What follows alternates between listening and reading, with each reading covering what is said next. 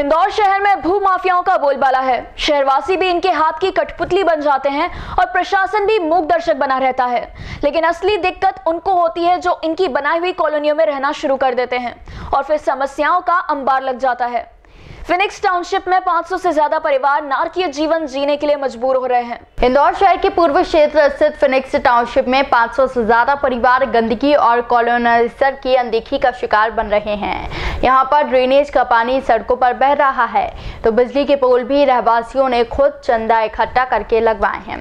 6 साल पहले शुरू हुई इस टाउनशिप में आज भी स्थायी रूप से बिजली की कनेक्शन नहीं है। फिनिक्स सोशल वेलफेयर सोसाइटी के सदस्यों के अनुसार टाउनशिप में टाउन एंड कंट्री प्लानिंग के तहत जो नक्शा पास हुआ था उसमें 20 बाय 50 और 30 बाय 50 के 2 साइजों में 2303 प्लॉट के नक्शे में स्वीकृत थे। शुरू से ही कुख्यात बिल्डर चंपू अजमेरा ने कॉलोनी में गंभीर अनदेखी कर अपने फायदे के लिए शुरुआती सदस्यों को प्लाट तक नहीं दिया है, जिसका विवाद आज भी जारी है।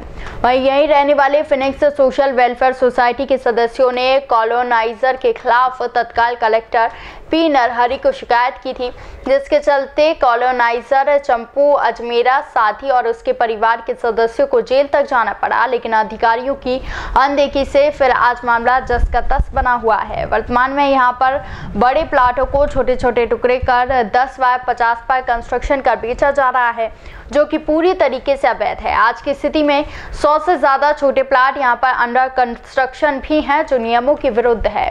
बिल्डरों ने यहाँ पर कब्जा किया, 10-50 के मकान बहुत ज़्यादा बना चुके हैं और लेटरिन बाथरूम के लिए भी किराएदार और मतलब चौकीदारों के लिए कोई व्यवस्था नहीं है। खुले में सुबह से निकलते हैं तो सुबह सुबह बस लोग यहाँ पर हमको गंदगी करते हुए मिलते हैं और कुछ बोलते हैं बिल्डरों के द्वारा, तो हमारे ऊपर ही केस करने का या हमारे से लड़ाई झगड़ा करने के लिए तैयार रहते हैं। सर, फिनिक्स टाउन में मैं 5 साल से निवास कर रहा हूँ यहाँ पर। और अभी कितने लोग वर्तमान में यहाँ रह रहे हैं? अभी कम से कम यहाँ 550-600 लोग निवास रहते हैं यहाँ पर। क्या परेशानी है आप लोगों को? सर, यहाँ पर परेशानियाँ हमारे पास है। सर्वप्रथम तो हमारे यहाँ बिजली की स्थायी विद्युतीकरण नहीं हुआ है अभी तक। हम लोगों ने जन सहयोग से जो भी कार्य कराया यहाँ पर जन सहयोग से कराया। ड्रेनेज हमारी रोड पे बह रही है और अभी कुछ दिनों पहले यहाँ अवैध शराब भी पकड़ी गई थी। हम लोगों ने रहवासियों से ने मिलकर अवैध शराब पकड़ी थी और कुछ गांव वालों ने यहाँ पर सरकार जो गार्डन की ज़मीन थी और रोड की ज़मीन है उस पर अवैध कब्जे करके झोपड़ियाँ बना ली हैं। और बिल्डरों के द्वारा यहाँ पर मुख्य जो समस्या वो ये है कि बिल्डरों के द्वारा जो टीएनसी से अप्रूव्ड नक्शा है उसके विरुद्ध जाकर एक ही प्लॉट के 3-3 टुकड़े करके और 1 BHK बना के सस्ते दामों में बेचे जा रहे हैं, जिसके कारण यहाँ पर हमारे यहाँ ड्रेनेज और बिजली पर लोड बढ़ता जा रहा है। किसकी कॉलोनी है? कौन इसकी कॉलोनी? हाँ, यहाँ के कॉलोनाइजर चंपू अजमेरा जी हैं, जिनके विरुद्ध कार्रवाई हुई थी और वो ऑलरेडी अंदर हुए 1.5 साल, मगर उसके बावजूद यहाँ उन्होंने कोई डेवलपमेंट नहीं किया है। आपका नाम बता दें। मेरा नाम मुकेश चौकसे है। सर, हम प्रशासन के बाद हम लोग भी जा के थक जाते हैं, क्योंकि सभी व्यक्ति जो गृहस्थ होते हैं अपना कामकाज देखते हैं। कई बार हम ठीक है सामाजिक जिम्मेदारियां ले लेते हैं, लेकिन उसके बाद क्या होता है कि जब वहाँ जाते हैं, वहाँ जाके हम एक बार एप्लीकेशन दे के आते हैं, 2 बार एप्लीकेशन दे के आते हैं, कई बार हम 50-50 लोग इकट्ठे होकर दे के आए हैं। लेकिन उसके बाद फिर क्या होता है, एक बार व्यक्ति को थोड़ी निराशा आ जाती है यार, इतनी बार जाने के बाद भी अगर प्रशासन अगर जागरूक नहीं हो रहा है तो इसके पीछे कारण क्या है, एक बार ये बात मन में ज़रूर आती है। आज हालत ये है यहाँ पे सर, एक गली में 20 प्लॉट हैं और वहाँ 20 प्लॉट की जगह अगर वहाँ पे 40 मकान बना दिए गए हैं तो आप सोचिए ड्रेनेज पे कितना लोड हो जाएगा, वाटर लेवल कितना नीचे जाएगा। कचरे की हालत ऐसी हो रही है सर कि पूरा नाली आपके सामने देखिए, पूरी नाली यहाँ से बह रही है, क्योंकि यहाँ पे डबल मकान बन गए हैं। सर, हमारी सबसे बड़ी परेशानी सर यहाँ पे ये है, लेकिन कोई ध्यान देने को तैयार नहीं है। इन बिल्डरों को किसका संरक्षण है ये हम जानते जरूर हैं, बोल नहीं सकते हैं, क्योंकि हमको यही रहना है। अश्विनी मिश्रा। वर्तमान में जिला प्रशासन ने बोरिंग पर प्रतिबंध लगा रखा है, लेकिन पिछले 1 महीने से इस कॉलोनी में 30 से ज्यादा बोरिंग भी हुए हैं। वहीं अवैध रूप से शराब का धंधा भी यहां चलता है, जो रहवासियों ने शिकायत करना बंद कराया। भारी अनियमितताओं के चलते यहां पर छोटे वासियों को बिल्डर अक्सर डराते हैं और धमकाते हैं, जिसकी शिकायत पुलिस तक की जा रही है। लेकिन प्रशासन और ग्राम पंचायत की अनदेखी से यहां के रहवासियों की समस्या दूर नहीं हो पा रही। फिनिक्स सोशल वेलफेयर सोसाइटी के सदस्यों का कहना है कि टाउनशिप में 2330 प्लाटों की मंजूरी है।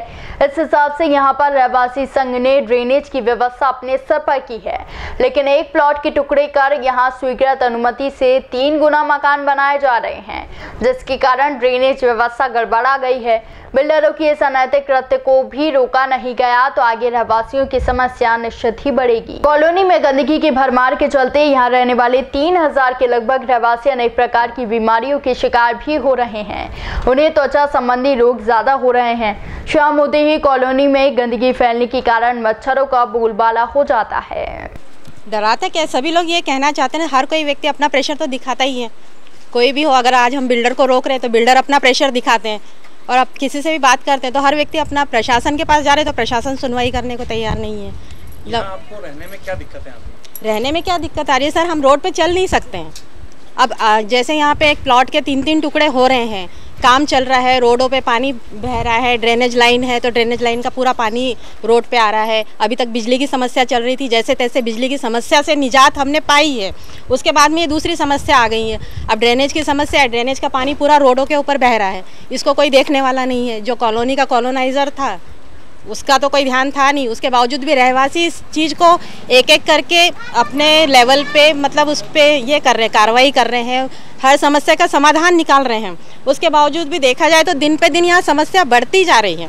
लेकिन मेरा नाम गीता लिखी। ये जो ड्रेनेज हो रहा है, इतना सारा जो वाटर ऐसे पोल्यूटेड हो रहा है, इससे क्या होता है, हमारे छोटे छोटे बच्चे खेलते हैं, उनको बहुत सारी बीमारियाँ होती हैं, बहुत सारी डिसीजेज होती हैं, स्मेल आती है।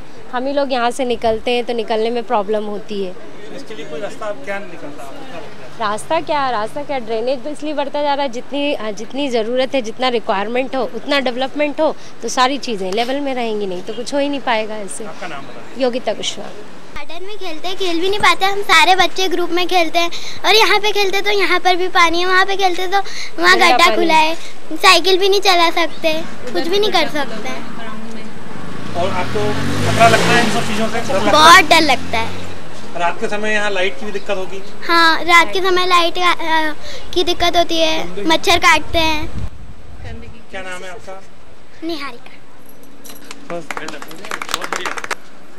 कहना है कि यहाँ खुले में शौच करते हैं लोग, 100-200 लोग, चौकीदारों के परिवार 200-300 रहते हैं जी। हाँ। सभी लोग यहाँ पर खुले में जाते हैं, और कोई भी व्यक्ति को हम जैसे चौकीदारों को बोलते हैं, समझाते तो उल्टा चौकीदार हम लोगों के ऊपर ही हावी हो जाता कि आपको क्या करना है, आपको क्या तकलीफ, इस टाइप से हम लोगों से बहस करते हैं। आपका नाम? मेरा सुनील विश्वकर्मा है। यहाँ पर सभी चौकीदारों का पुलिस वेरिफिकेशन भी नहीं है। इस टाइप से चोरी अभी काफ़ी कॉलोनी में हुई है, पहले भी।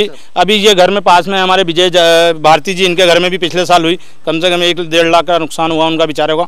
और भी लोग ऐसे हैं कॉलोनी में जो लोग परेशान हैं चौकीदारों के। अगर बिल्डर को कोई बोलते तो बिल्डर हम लोगों की सुनते नहीं है, उन लोगों को तो खाली पैसा कमाने से मतलब और कमा के निकलना है।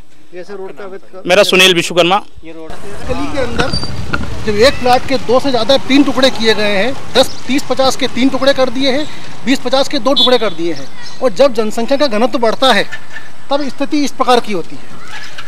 अब इसके बाद जो बीमारी पैदा होती है, अब ये हमारा जो एरिया आता है पंचायत में आता है, बताइए इसकी भरपाई कौन करेगा? स्वच्छता का जो नारा है ये सिर्फ इंदौर के लिए है, गाँव को कौन देखेगा, पंचायतों को कौन देखेगा?